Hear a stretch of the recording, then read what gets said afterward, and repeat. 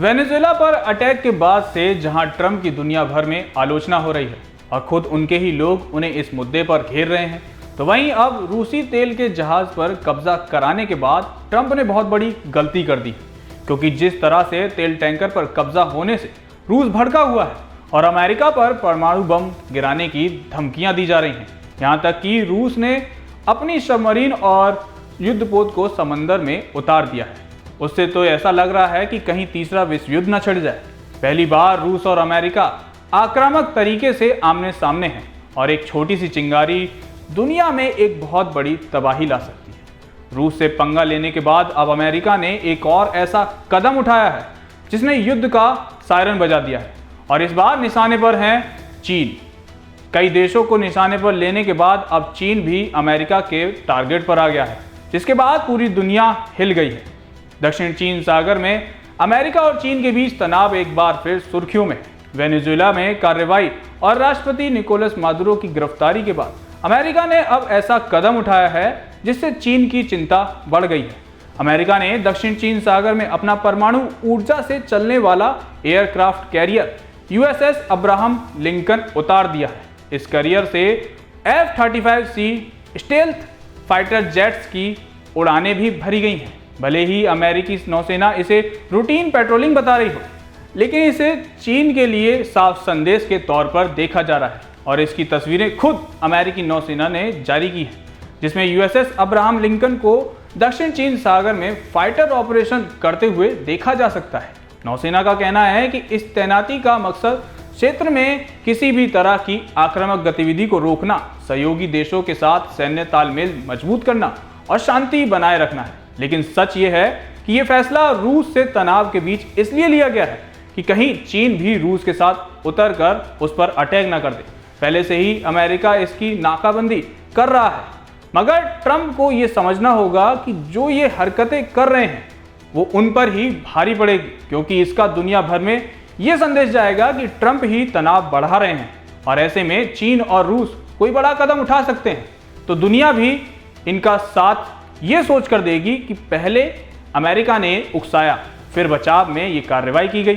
चीन ने भी अपनी नौसेना को हाई अलर्ट पर कर दिया है और किसी भी गतिविधि का मुंहतोड़ जवाब देने का ऐलान कर दिया है। अब सवाल उठता है कि दक्षिण चीन सागर आखिर इतना संवेदनशील क्यों है? तो आपको बता दें कि दक्षिण चीन सागर को लेकर चीन और कई पड़ोसी देशों के बीच लंबे समय से विवाद चल रहा है। चीन इस पूरे इलाके के बड़े हिस्से पर ऐतिहासिक अधिकार का दावा करता है, जो फिलीपींस समेत कई देशों के दावों से टकराता है। फिलीपींस अमेरिका का रक्षा सहयोगी भी है। ऐसे में अमेरिका की मौजूदगी इस क्षेत्र में और अहम हो जाती है। चीन के पास जहाज़ों की संख्या के लिहाज से दुनिया की सबसे बड़ी नौसेना है। इसी वजह से अमेरिका पश्चिमी प्रशांत क्षेत्र में नियमित तौर पर अपने एयरक्राफ्ट कैरियर भेजता है, ताकि सहयोगी देशों को भरोसा दिलाया जा सके कि अमेरिका उनके साथ खड़ा है। अमेरिका मानता है कि अगर किसी देश का दक्षिण चीन सागर पर पूरा नियंत्रण हो गया तो वो दुनिया के सबसे अहम समुद्री व्यापार मार्गों को अपने हिसाब से चला सकता है। USS अब्राहम लिंकन से जिन विमानों को उड़ान भरते देखा गया उनमें F-35C lighting second stealth fighter jets शामिल हैं। यह F-35 सीरीज का ऐसा वर्जन है जिसे खास तौर पर एयरक्राफ्ट कैरियर से ऑपरेट करने के लिए तैयार किया गया है। इसके अलावा F-A-18 super hornet fighter jet और EA-18G Growler electronic attack aircraft भी तैनात किए गए हैं। ये एयरक्राफ्ट कैरियर नवंबर के आखिर में अमेरिका के सैन डिएगो पोर्ट से रवाना हुआ था और इससे पहले फिलीपींस सागर और गुआम में भी ऑपरेशन कर चुका है। फिलहाल ये साफ नहीं है कि USS अब्राहम लिंकन कितने समय तक दक्षिण चीन सागर में रहेगा। अमेरिकी राष्ट्रपति डोनाल्ड ट्रंप संकेत दे चुके हैं कि जरूरत पड़ने पर इसे मिडिल ईस्ट भी भेजा जा सकता है, खासकर अगर ईरान को लेकर हालात बिगड़ते हैं। लेकिन जिस तरह से अमेरिका अपनी गतिविधियां बढ़ा रहा है वो ज़रूर तनाव बढ़ाने वाली है और ऐसे वक्त में जब उसका रूस से तनाव बढ़ता जा रहा है, इसलिए अगर कोई भी कहीं से भी चिंगारी भड़की तो वो एक नया युद्ध शुरू कर सकती है जो दुनिया में भारी नुकसान पहुंचाने वाली होगी।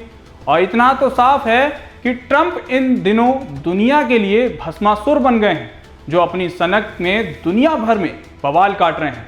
बहरहाल जो भी है, इतना तो तय है कि दुनिया इस समय एक बारूद के ढेर पर बैठी है और इसका बटन कब कौन दबा दे कोई नहीं जानता। आपको क्या लगता है, क्या ट्रंप चीन के साथ भी वेनेजुएला जैसा कुछ करने की सोच रहे हैं? हमें कमेंट में जवाब जरूर दीजिएगा। कैमरे के पीछे मेरे सहयोगी मिनाज है, मेरा नाम तरुण है। जनतंत्र टीवी पर खबरों का सिलसिला यूं ही जारी रहेगा।